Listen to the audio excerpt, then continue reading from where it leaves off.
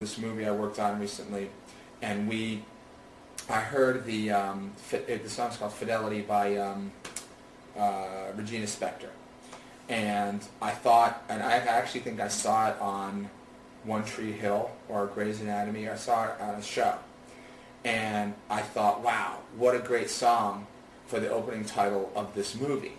Now, I had a conflict inside, because it was like, well, I wasn't the first one to think about putting that in a film or TV show, and then, you have a little ego battle.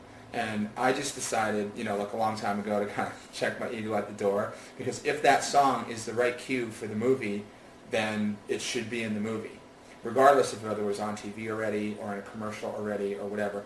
Typically, though, commercials are like the last place they end up. You know what I mean? Although, I just went to the movies this weekend, and I saw that the Donovan song that is in like a mutual life insurance commercial is in a movie now. So who cares? It's like if it works, if it's the right song, who cares? If it's a popular song, who cares? I Am Legend had Bob Marley all over the movie. They licensed the whole movie. It was Bob Marley. We all know Bob Marley. We've heard it a million times. But it was right for the movie, and it worked, so who cares if you weren't the first one to think of it? I kind of just let it go. And it turns out we were unable to get that license, but I had it in there, and I thought it was a good choice, and we just financially couldn't afford it, but yeah. The only people who really care are like us, like the music supervisor community, I think, in a certain sense, because the directors and producers certainly don't care. They want the song that's going to work for the picture. They don't care if it was used a million times. And I thought they would, but they really don't. They just don't. They want the best song. And then what happened was we couldn't get the license, and I actually had to find a comparable song. And I ended up using Sarah Bareilles' Love Song, which turned out to be a big hit. So I got lucky. I look like a genius, but I just liked the song. And it was the same kind of tempo and the same kind of feel as the Regina Spektor song, and it worked for the film. And I look smart and all, but the truth is, it was just really the right vibe, the same kind of tempo, and that's why it worked. And in that instance, it was really important because they cut the opening title sequence to the song, almost like a music video. So it kind of needed a similar tempo feel song, and that song worked, and it was really great. So, but it was a little stressful because I knew that I needed to find something comparable, and that's hard, And we went through probably about a week, and I would say maybe 400 or 500 songs before I finally, got to the one. Honestly, in hindsight, I think now it was a better choice. But like I said, it's all about.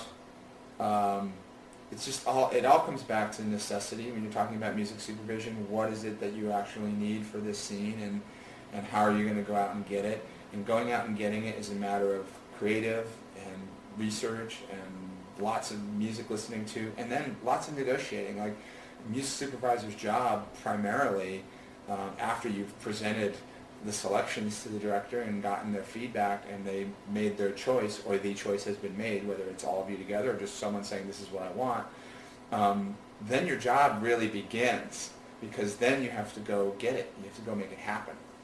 And it's not just like, if you have all the money in the world, you can get whatever you want, but you really never do. Even on the $50 million movie I'm working on right now, there's a limited music budget. It's finite. It's not infinite, So you have to work within the confines of whatever it is, whether it's a $1,000 license, $10,000 license, or $100,000 license. It's all the same,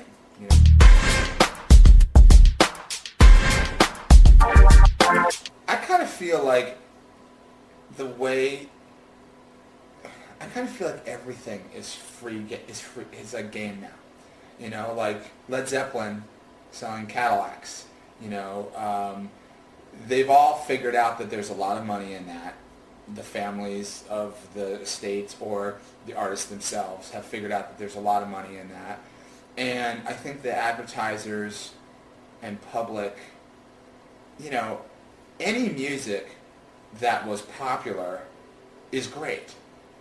That's it. It's just that simple, Like Warrant was great, and Aha was great, and Nirvana was great, and Black Sabbath was great. It's just all great because it was all at one time part of our musical culture and our musical heritage. So I don't know that anything is kind of off limits anymore and needs time. I mean, maybe the boy band stuff needs a little bit of time, but it was great. Backstreet Boys are great. NSYNC are great, you know. And so I'm not denying that there is like the event and then the post-event and then time to heal. But like I just kind of feel like, you know, if a commercial came out right now and it had like "Tell Me Why" by the Backstreet Boys connected to it, I think that probably would be fine, because we appreciate great music that we've all lived through and can remember something that was happening to us at that time when that song was playing. So I kind of feel like it's all game now.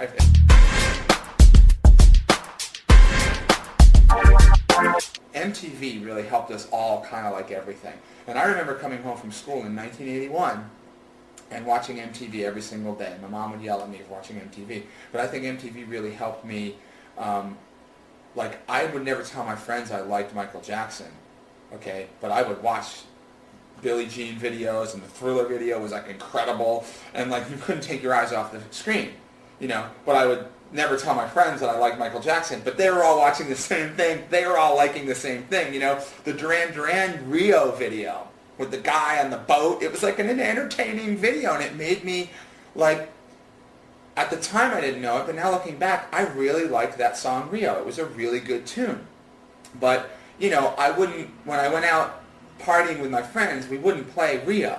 We would play, you know, Metal Church or something like hardcore, you know? But now it seems like it's okay. It's okay to kind of like everything. And I think that's maybe a phenomenon of MTV and a sign of the times. And I think it's awesome because, you know, you can like Chris Brown and Daughtry and Metallica all at the same time and go to all the shows. I know people who do it. They go to all the shows and have blasted all the shows. And I think that's an amazing thing because it's just great. It's my 2 cents.